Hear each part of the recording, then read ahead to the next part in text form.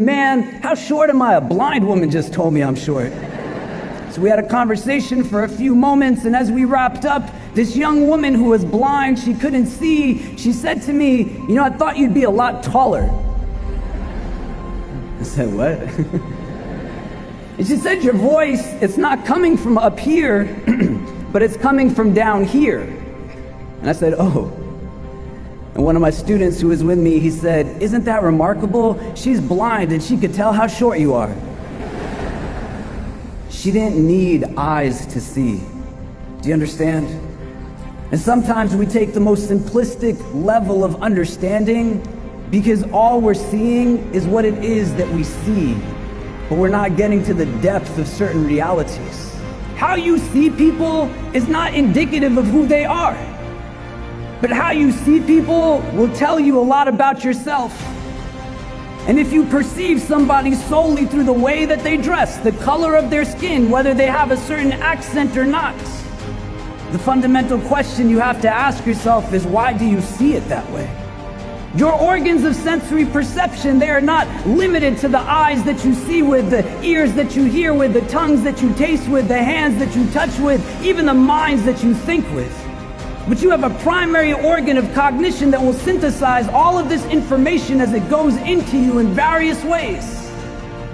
And if you don't know why it's processing in the way that it is, it's just going to regurgitate the same challenges that we see day in and day out. Do you get what I'm saying? Our deepest strengths are not when we are apart, but only when we come together in ways that we uniquely can.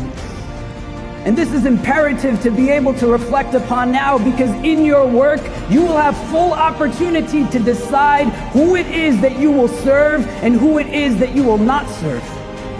And you have to ask yourself today, what will somebody need to look like for me to not be there for them? What color of skin will they need to have? What will the texture of their hair need to be? What part of the world will they need to come from so that my education, my training, my skills will not be used for their benefit?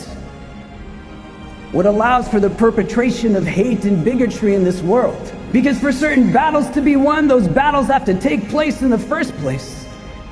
But so many more of us who have the ability to do something about it, but we simply sit back and do nothing. Don't hold back what it is that you have the unique ability to offer.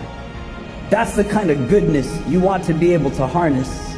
Today, make an affirmation that your growth as you move forward on every tomorrow that you see will not be by understanding the other only through preconceived ideas and notions, but you will learn the stories of those that are different from you by actually being with them. To take time to understand that what it is that we are fed is not often what is reality. And the gain will not be only for those that will benefit from your presence, but your perspectives will broaden in ways that you can't even imagine. May you be protected always from hearts that are not humble, tongues that are not wise, and eyes that have forgotten how to cry. You might be the only one that is standing when everyone else is seated. You might be the only one that is speaking when everyone else is silent. But you might be that critical voice, that critical body that ignites what is needed for everyone else to get going. Go forward and be the reason that people have hope in this world.